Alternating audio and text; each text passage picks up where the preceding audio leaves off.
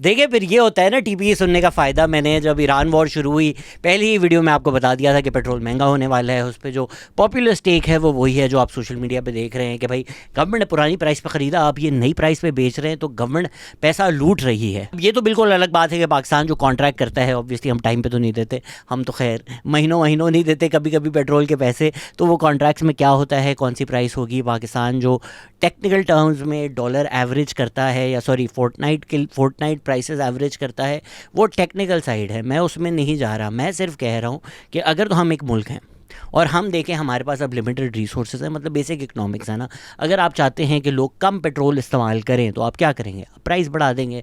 तो अगर तो ये सच है कि वाकई हमारे पास 28 दिन का पेट्रोल रह गया है, मुझे नहीं लगता कि अगले कोई 1-2 दिन में ईरान वाली जो जंग है वो ख़त्म हो जाएगी। इवन तो डोनाल्ड ट्रंप ने अभी ट्वीट किया है कि ईरान ने माफ़ी मांग ली। मुझे लगता है बहुत ही एक मिस इंटरप्रटेशन है of what has happened, of what the Iranian president has said. तो मुझे नहीं लगता कल परसों जंग ख़त्म हो रही है। तो अगर वाकई हमारे पास 28 दिन का पेट्रोल है और कम है रिसोर्सेज, तो आप कंज्यूमर्स के लिए कम दें, इंडस्ट्री के लिए ज़्यादा दें, और कंज्यूमर्स पे जो ये पेट्रोल बॉम्ब गिराया है उसके लिए थोड़ी रिलीफ करने के लिए या ऑगमेंट करने के लिए the fact that consumer demand कम हो, आप वर्क फ्रॉम होम रखें, आप स्कूल्स कॉलेजेस बंद कर दें। तो जो गरीब मिडिल क्लास है उनका घर से बाहर जाना ही नहीं होगा, पेट्रोल का ख़र्चा ही नहीं होगा। तो रमज़ान के महीने में जो आफत मुसीबत उनके ऊपर आई है वो काफ़ी हद तक कम हो जाएगी। ये लेकिन हैं नॉर्मल बातें।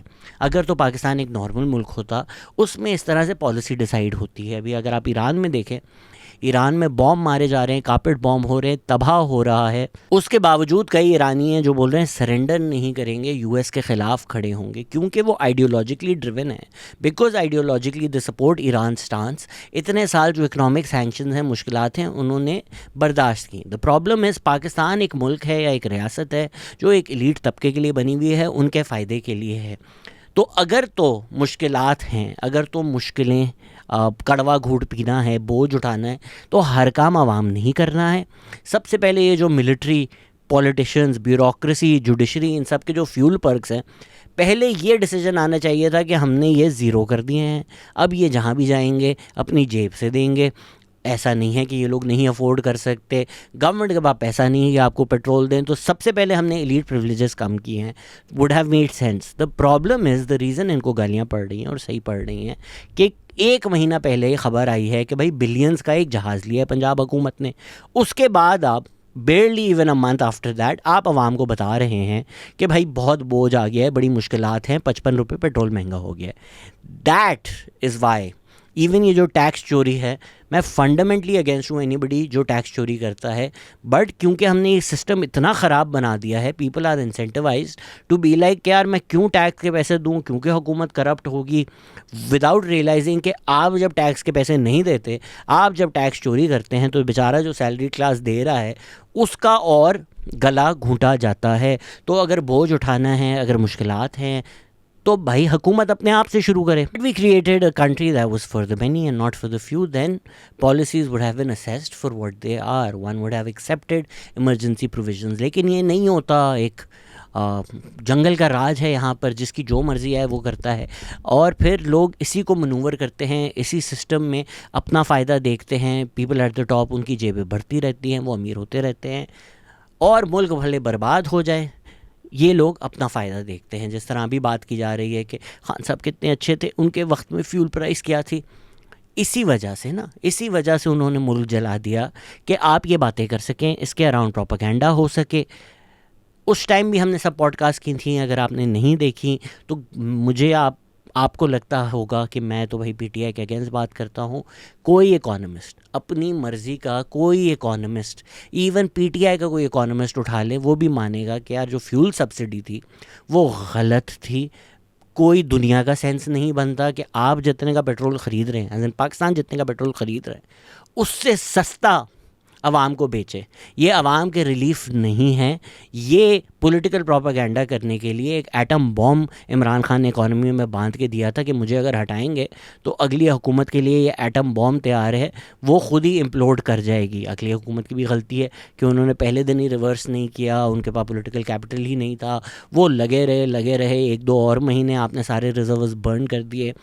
तो इसके लिए कि थोड़ी वाह वाह हो जाए, आपने इकॉनमी को डिफ़ॉल्ट के नहज पे लगा दिया था। आजकल पीटीआई वालों को मिफ्ता इस्माइल बड़े पसंद है। उस टाइम के मिफ्ता इस्माइल के सारे बयानिए सुन ले जा कर के इमरान खान ने इकॉनमी के साथ क्या किया था, सिर्फ इसलिए कि उनको हटाएं तो अगली हुकूमत इकोनॉमिकली फ़ेल हो। और एक तो ऐसा बिल्कुल भी नहीं है कि आवाम का फ़ायदा होता है। ये जो छोटी सी रिलीफ दी थी उस टाइम में अपनी वाह वाह करवाने के लिए, उसकी वजह से कुछ महीनों बाद आवाम को डबल पैसे देने पड़े। इन्फ्लेशन का आपने हाल देखा, डॉलर टू पी क्या डबल हुआ, पेट्रोल प्राइसेस आपने देखी।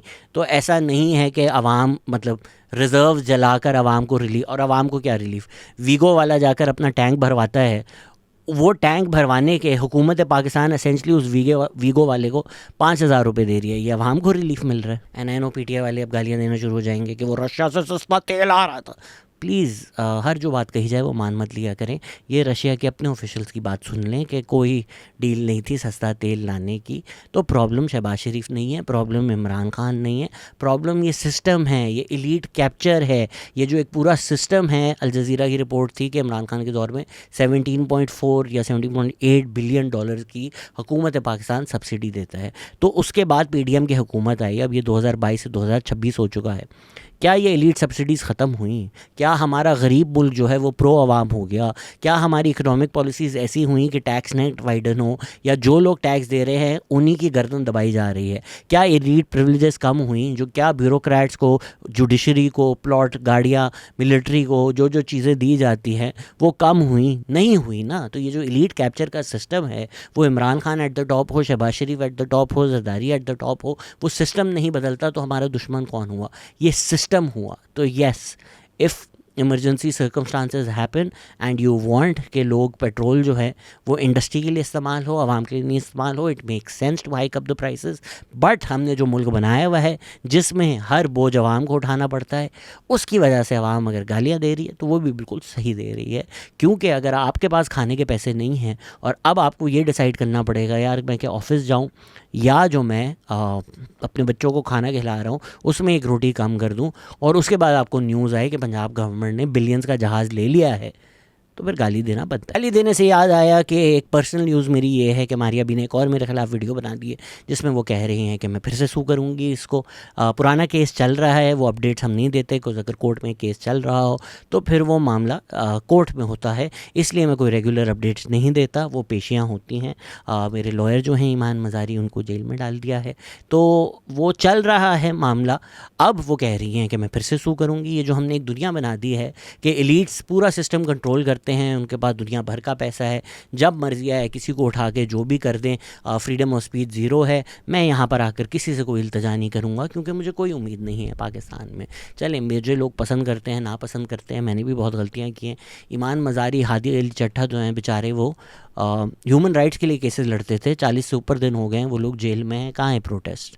कोई नहीं ना। तो इस प्रिंसिपल ऑफ द मैटर के लिए कोई नहीं खड़ा होता कि अच्छा ठीक है ये चार बातें मुझे ईमान और हादी की नहीं पसंद, फिर भी जो इनके साथ हो रहा है वो गलत है, इसलिए मैं इनको सपोर्ट। यहाँ नहीं होता, यहाँ पे पसंद नापसंद से होता है।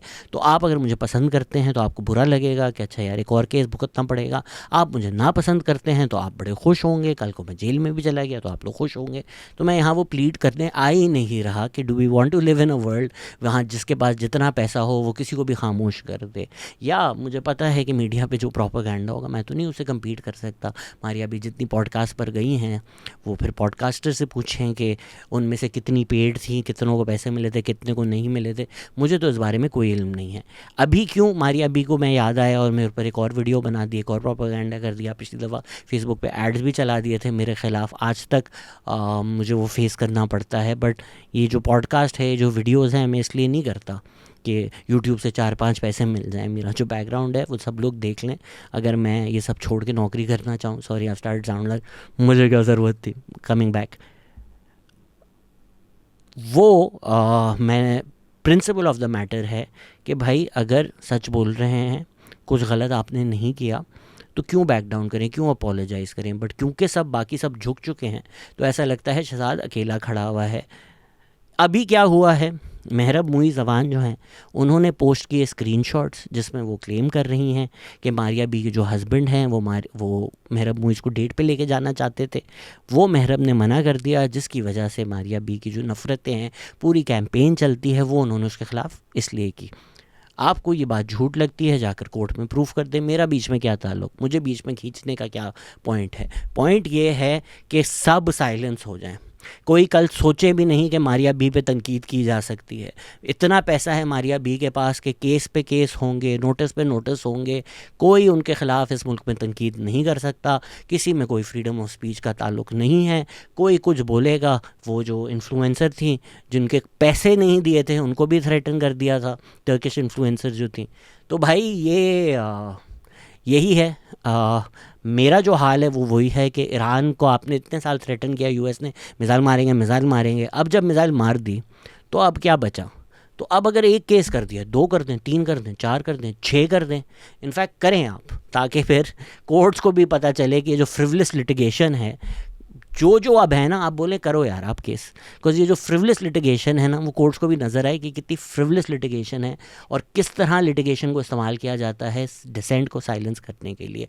वरना अगर तो आप लोगों को ये मसले थे कि झूठ बोला जाए, किसी की इज़्ज़त आबरू को चैलेंज किया जाए, तो मारिया बी की जो अपनी बहन है उन्होंने एक ट्वीट एम्पलीफाई किया वी न्यू बोलकर, जिसमें औरत मार्च को कहा जा रहा है एप्स्टीन फाइल से फंडेड हैं, सेटन वर्शिपर्स हैं।